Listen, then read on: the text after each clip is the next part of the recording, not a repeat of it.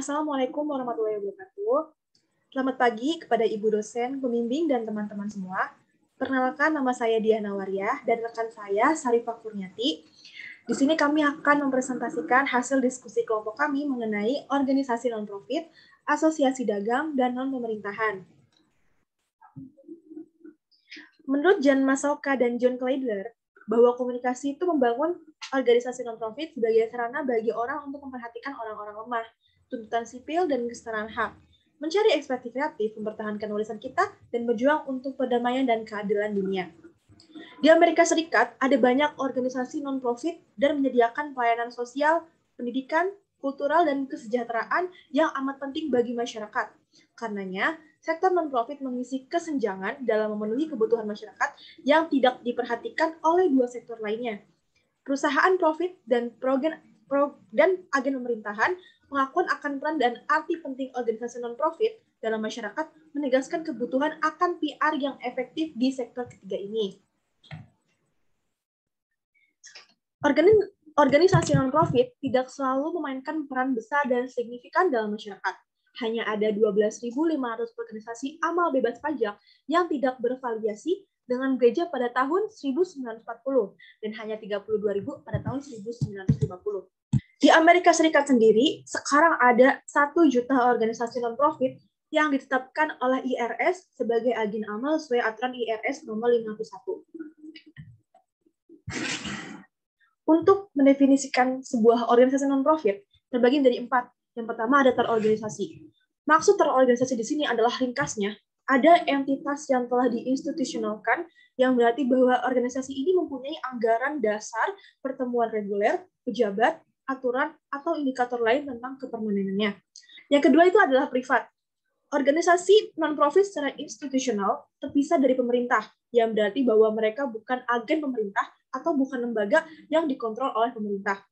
Bahkan jika mereka menerima dari pemerintah. Dan yang ketiga itu ada distribusi non-profit. Organisasi non-profit di distribusi non-profit ini tidak berusaha mencari laba untuk pemilik atau direktur. Ini bukan berarti bahwa organisasi non-profit tidak bisa mendatangkan laba, tetapi ini berarti bahwa mendistribusikan profitnya pada mereka yang mengelola atau mengatur usaha adalah dilarang dan karenanya diberi istilah not for profit. Dan yang keempat itu adalah mengatur diri sendiri. Mengatur diri sendiri di sini itu organisasi non-profit itu mengatur diri sendiri dan mengontrol aktivitasnya sendiri, yang berarti bahwa mereka menentukan prosedur sendiri dan independen dari kontrol eksternal. Mereka punya dewan direksi sendiri dan memberi kesempatan kepada keterlibatan warga negara kontrol atau perintah pemerintah.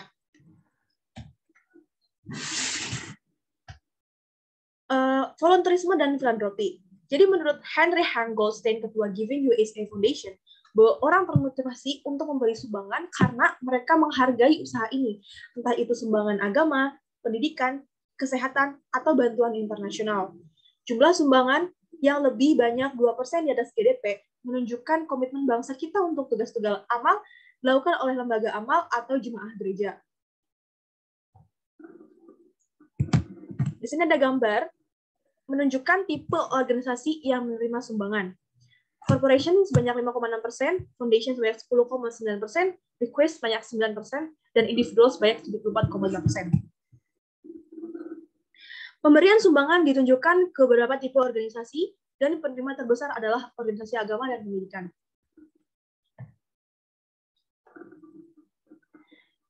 Iklim yang terus berubah. Iklim yang terus berubah ini dibagi menjadi 6. Yang pertama itu adalah pengurangan anggaran pemerintah, semakin banyak memindahkan tanggung jawab pelayanan dan tanggung jawab publik ke organisasi sukarela.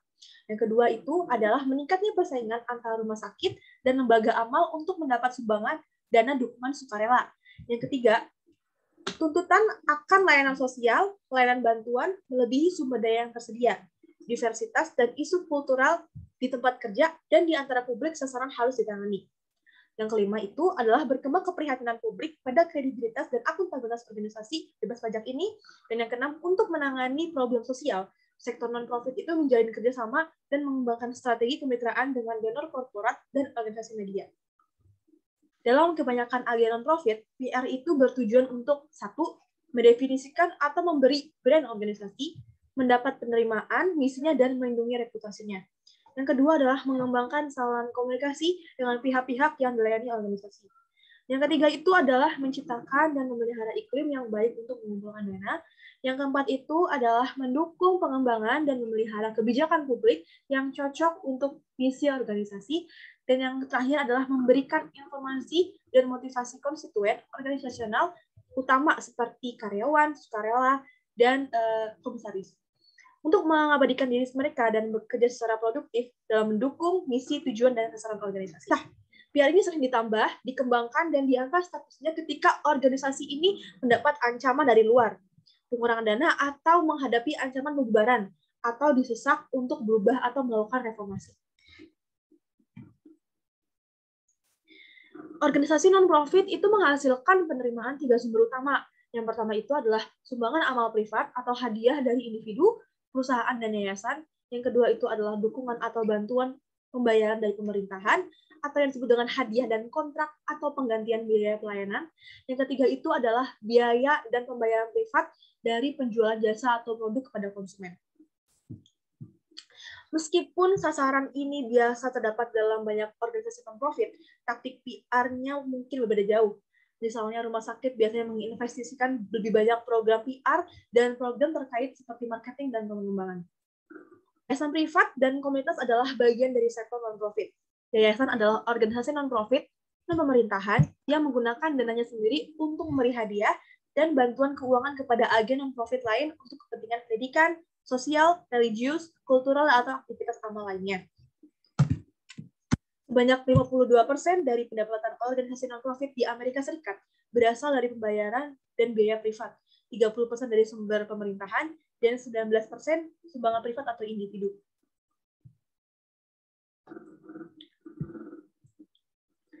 Yayasan yang disponsori perusahaan itu dibagi menjadi dua. Yang pertama itu adalah yayasan independen, dan yang kedua itu adalah yayasan komunitas. Yayasan yang disponsori oleh perusahaan adalah lembaga yang dibentuk oleh perusahaan profit atau lembaga yang menerima bantuan tahunan dari perusahaan atau kedua-duanya. Yayasan independen adalah yayasan yang dibentuk ketika individu, keluarga, atau kelompok memberi sumbangan dalam jumlah besar untuk mencapai satu tujuan. Yayasan komunitas menerima bantuan dari banyak donor yang berbeda yang tertarik untuk mendanai program di komunitas mereka. Agar sesuai dengan peraturan federal, yayasan harus mendistribusikan setidaknya 5% dari aset mereka setiap tahun, yang menjadikan yayasan sebagai salah satu dari sumber utama bantuan untuk organisasi non-profit lainnya. Agen pelayanan sosial. Agen pelayanan sosial ini terkadang dinamakan agen pelayanan kemanusiaan, mengisi peran vital dalam bidang kesehatan, keamanan, dan kesejahteraan jutaan warga Amerika. Agen non-profit dan programnya mengisi kebutuhan yang tidak bisa diberikan oleh organisasi lain dengan menyediakan pelayanan sumber daya yang tidak dapat diakses atau belum tersedia bagi orang-orang yang sangat membutuhkannya. Program pelayanan sosial ini biasanya diorganisasikan untuk menyediakan program orang tua dan anak, program pangan, gizi, tempat tinggal, pelayanan untuk orang cacat, pendengaran, dan penglihatan, rehabilitasi penyandang obat bius, pelayanan untuk gangguan mental dan pengungsi, orang yang menderita depresi, dan masih banyak lagi. Program-program seperti Medicaid atau food stamps biasanya dianggap sebagai program kesejahteraan sosial. Perawatan kesehatan. Menurut Sherry Gale, PhD, dari Columbia University meringkas seperti ini. Dalam beberapa pengertian, kita selalu berada dalam krisis perawatan kesehatan. Kita menghadapi konflik real antara beberapa banyak uang yang akan kita keluarkan untuk perawatan kesehatan dan beberapa banyak uang yang akan kita keluarkan untuk apa yang kita inginkan. Dan ini adalah konflik abadi. Lebih dari 1 dekade yang lalu, Harris Warford, seorang profesor dan pejabat negara dari Partai Demokratik, memenangkan pertarungan Senat melawan lawannya yang didukung oleh Gedung Putih dalam usahanya melakukan reformasi perawatan kesehatan sebagai pusat dari kampanyenya kualitas dan akses biaya.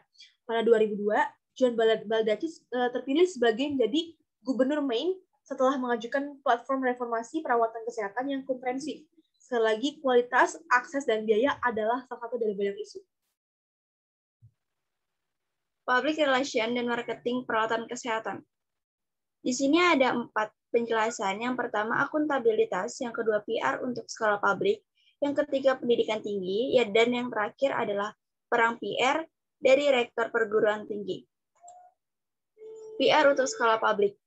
Sasaran utama PR untuk sekolah publik adalah sebagai berikut. Yang pertama, meningkatkan pengetahuan tentang isu-isu pendidikan, terutama isu dana, untuk menghilangkan misi informasi dan rumor. Yang kedua, menjalani hubungan dengan konstituen, kunci untuk membangun dukungan publik dan membantu memastikan pendanaan yang memadai, termasuk mencari sumbangan jika perlu. Yang ketiga, mendapatkan penerimaan publik terhadap inisiatif pendidikan dan dukungan publik saat melakukan perubahan pendidikan. Dan yang terakhir, memperkuat reputasi sekolah di mata audiens sasaran. Sebagaimana marketing, perawatan kesehatan juga berkembang menjadi fungsi manajemen penting yang diharapkan memberi kontribusi untuk untung rugi organisasi. Praktisi PR dewasa ini harus memahami bisnis dan keuangan perawatan kesehatan, tahu tentang isu perawatan kesehatan, punya kemampuan untuk berpikir dan menyusun rencana strategis, mempunyai keahlian riset untuk memonitor persepsi konsumen, dan mampu bekerja sebagai bagian dari tim, terutama bersama marketing. Karena kerja departemen perawatan kesehatan makin tumbang tindih, maka dibutuhkan pengetahuan tentang disiplin lain untuk membantu pembuatan keputusan komunikasi yang efektif.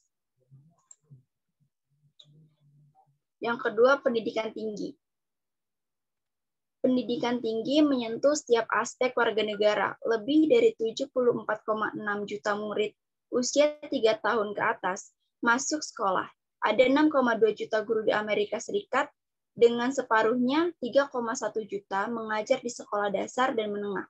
Pemerintah federal, negara bagian, dan lokal telah mengeluarkan 40 miliar dolar setahun untuk pendidikan dasar dan menengah pada tahun 2001, yang berarti naik 30 miliar dolar dari tahun sebelumnya.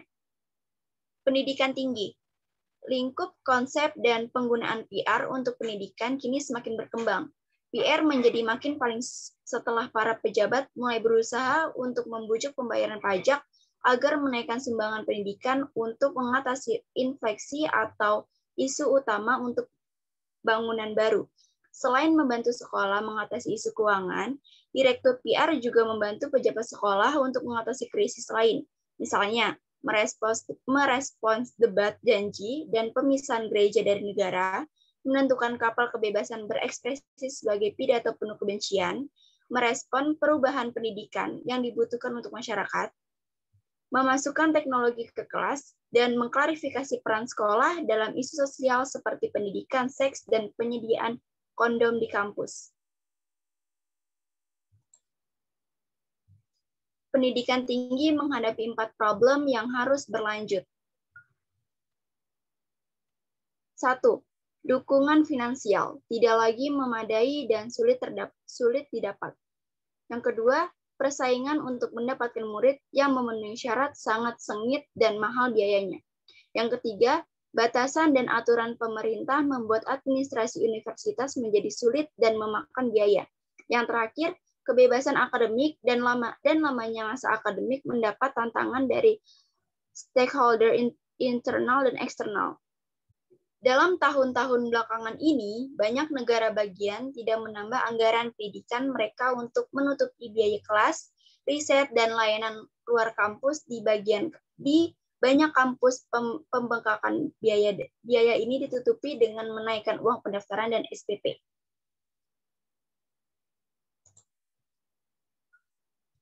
Lanjut. Pendidikan tinggi harus segera mengatasi isu ini, kata Gail Rayman, Wakil Presiden PR di National Association of Independent College and Universities. Karena media semakin agresif dalam meliputi dunia pendidikan, maka kita harus lebih agresif dalam mendidik publik dan memimpin opini. Kita perlu menggunakan bahasa yang jelas, bukan jargon akademik. Kita harus menemui pemimpin opini, bukan hanya menunggu mereka menemui kita. Lanjut. Perang PR dari rektor perguruan tinggi. Dewasa ini, pendidikan tinggi menghadapi tantangan PR yang berbeda dengan masa lalu. Salah satu perhatian utama dalam dunia pendidikan tinggi adalah menjamin dana yang cukup. Departemen PR kini terhubung erat dengan University Advancement and Alumni Association untuk memperkuat usaha pengumpulan dana dan bantuan keuangan. Selain itu, staf PR harus siap untuk menghadapi isu eksplosif seperti penentangan terhadap kebijakan penerimaan siswa baru, krisis kampus atau kejahatan narkoba mahasiswa, pelecehan seksual, ketegangan rasial, penipuan unit akademik, dan masih banyak lagi. Lanjut. Gereja dan organisasi non-profit lainnya. Hampir sepertiga rektor universitas dan perguruan tinggi mengatakan bahwa mereka lebih sering bertemu dengan pejabat PR mereka ketimbang dengan anggota tim manajemen lain. Rektor adalah kunci untuk membangun hubungan dan dukungan publik yang dibutuhkan untuk memenuhi misi di pendidikan di masyarakat global yang baru ini. Seperti dikatakan oleh seorang mantan rektor, yaitu rektor adalah orang yang paling mampu menjual seluruh institusi. Next. Asosiasi dan masyarakat.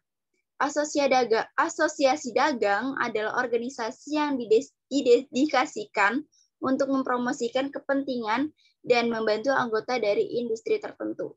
Puncak krisis dan aktivisme ini, gereja menghadapi persaingan ketat untuk mendapatkan sumbangan dan komitmen sukarelawan. Sekitar setengah dari populasi negara ini adalah jamaah gereja. Menurunnya partisipasi dan sumbangan telah membuat PR menjadi makin penting di mata pimpinan gereja. Namun, sebagai kekuatan utama di dalam masyarakat dan kekuatan perubahan sosial, gereja tidak bisa menghindari dari sorotan publik. Semua gereja utama dan gereja kecil, dan serta sekolah dan rumah sakit yang berafiliasi dengan gereja kini memiliki staf komunikator profesional atau menyewa perusahaan PR. Dengan bantuan profesional ini, gereja akan lebih baik dalam merespons krisis, penyampaian peran strategis, memperkuat citra gereja, merekrut anggota baru, dan memperkuat iman.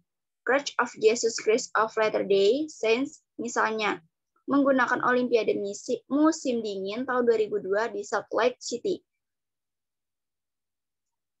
Untuk untuk menyampaikan pandangannya dan meningkatkan pemahaman tentang gereja Mormon. Next. Bentar kesemutan. Setelah itu ada tipe-tipe asosiasi. Yang pertama, asosiasi profesional dan masyarakat profesional. Yang kedua, Cosbron and kelompok kepentingan khusus. Yang ketiga, asosiasi dagang. Yang keempat, asosiasi produsen dan dewan komoditas. Yang keempat ada federasi, dan yang terakhir ada federasi serikat buruh.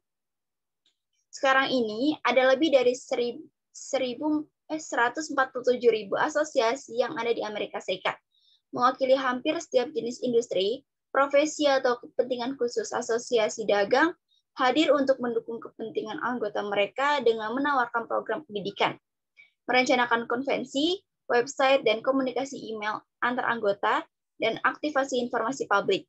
Warga Amerika yang aktif dalam asosiasi telah menggunakan lebih dari 173 juta jam relawan setiap tahunnya. Waktu yang senilai lebih dari $2 miliar untuk proyek amal dan pelayanan komunitas. Yang selanjutnya yaitu meningkatnya arti penting PR. Praktisi PR asosiasi mendesain dan mengimplementasikan program untuk menangani beragam tantangan. Yang pertama, menyediakan informasi yang berguna bagi anggotanya. Yang kedua, mengembangkan asosiasi dengan merekrut anggota baru. Yang ketiga, mengharmonisasikan sudut pandang anggota dengan mempromosikan pandangan yang positif. Yang keempat, mempromosikan industri atau profesi. Yang kelima, memengaruhi aturan dan undang-undang pemerintah. Yang keenam, meningkatkan produk dan pelayanan. Yang ketujuh, meraih dukungan rakyat dan melawan publisitas negatif. Yang kedelapan, melatih anggota baru dan memberi pendidikan tingkat lanjut kepada semua anggota. Yang ke-9, memberi kontribusi pada kemajuan sosial dengan mensponsori program pelayanan publik. Yang terakhir, mempromosikan standar perilaku di antara anggota yang akan memperkuat kredibilitas dan menahan regularitas pemerintah. Asosiasi dagang mencakup perusahaan, firma, dan atau organisasi lain yang terlibat dalam aktivitas yang sama. Asosiasi produsen dan dewan komunitas seperti National Dairy Promotion and Search Board, National Livestock and Meat Board, dan Illinois Pork Producer Association mempresentasikan kepentingan anggota mereka dan mempromosikan konsumsi untuk komunitas mereka. Federasi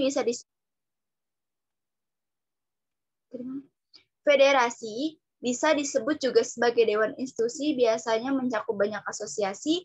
Contohnya adalah Federation of National Association, National Cotton Council of American dan Transportation Institute, Federasi Serikat dan Buruh seperti Teams and American Federation of Labor and Congress of Industrial Organization atau AFL-CIO mempresentasikan banyak serikat dagang dan pekerjaan yang berbeda. Oke. Sifat pemrograman yang pertama menyusun dan menyebarkan publikasi teknis dan pendidikan, video dan materi informasi publik lainnya. Yang kedua, mensponsori konvensi dan pertemuan seminar dan pameran. Yang ketiga, menjalin kontrak dengan pemerintah dan menginterpretasikan tindakan administratif dan legislatif dari agen pemerintah kepada anggota. Yang keempat, mengumpulkan dan mempublikasikan data statistik yang relevan. Yang kelima, menyusun dan mendistribusikan berita, informasi, dan pengumuman layanan publik ke media. Yang keenam, merencanakan dan mengimplementasikan aktivitas pelayanan publik. Yang ketujuh, membangun dan menegakkan kode etik dan standar kerja. Yang kedelapan, menebarkan informasi standar pemerintah dan lainnya kepada anggota. Yang kesembilan, melakukan riset kooperatif, ilmiah, sosial, dan ekonomi. Yang kesepuluh, menempatkan iklan atas nama seluruh industri profesi atau usaha bisnis, atau atas nama kesehatan publik, keamanan publik, atau kesejahteraan publik. Yang ke-11, mempromosikan hubungan karyawan yang positif, mencegah kecelakaan dan kerjasama di dalam industri, profesi, atau keanggotaan kepentingan khusus. Yang terakhir yaitu memelihara situs internet dan intranet yang memberikan informasi terbaru yang dibutuhkan oleh anggota dan stakeholder eksternal. Peran PR, pendekatan organisasi buruh terhadap PR telah berubah sejak masa George Manning, presiden pertama AFL-CIO, yang selama 25 tahun adalah juru bicara buruh yang terkenal dan ia pernah diragukan. Sekarang ini keahlian spesialis PR dan yang lainnya telah dikembangkan untuk memenuhi kebutuhan program yang lebih luas dan canggih. Juru bicara dari salah satu perusahaan mengatakan, "Saya kira pelajaran dari Southern California itu jelas tidak ada yang menang dan dalam pemogokan. Di Amerika Serikat, pemerintah federal dan 4 dari 5 negara bagian melarang karyawan untuk mogok bersama-sama. Di sektor privat, majikan dapat menghukum karyawan yang mogok dengan mengeluarkan mereka dari pekerjaan selamanya. Serikat buruh punya problem untuk mempertahankan hubungan dari khalayak umum dan tidak masuk dalam serikat." Next.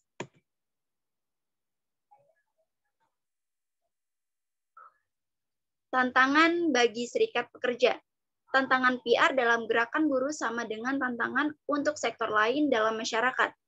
Membangun dan mempertahankan hubungan yang saling menguntungkan dengan mereka-mereka yang memengaruhi kesuksesan atau kegagalan organisasi.